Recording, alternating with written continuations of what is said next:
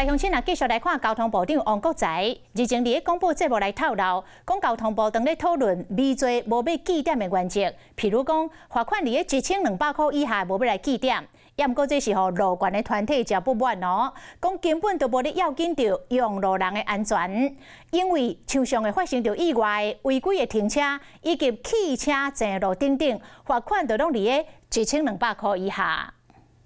车子停在这里，机车出现。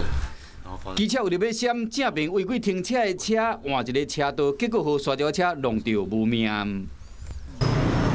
也是驾驶明明你赛车时用手机无看到正面奥多麦挖近两台车相压，类似悲剧毋捌停过。也毋过交通部长王国材讲，正咧讨论修正记点的规定，拍算要采取微罪不记点，并讲罚款伫1200块以下罚则，以及民众检举的未记点，和路权团体未当接受。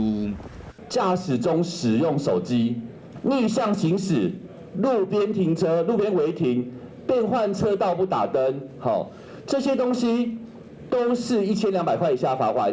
这个记点的政策改来改去，为去年6月交通违规检举新制度一个实施，出现记点的制度较无半当尔，交通部又宣布暂时无要实施，路口上车落车干那罚款无要记点，即马又有可能修改记点的制度，引起批评。你看现行1200块以下的罚则。 包括桥头摆用手机无减速慢行、汽机车修正路违规回转、汽车临时违停等等，连无让过路人嘛都是1200块以上。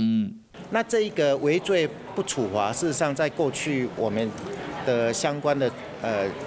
比如说我们的财外细则里面也有相关的规定，比如说现在超速10公里以内是不罚的，在我们处罚条例里面，基本上就是违规的重大。 越重是罚越重了哈，这个本来就是它的道理啊。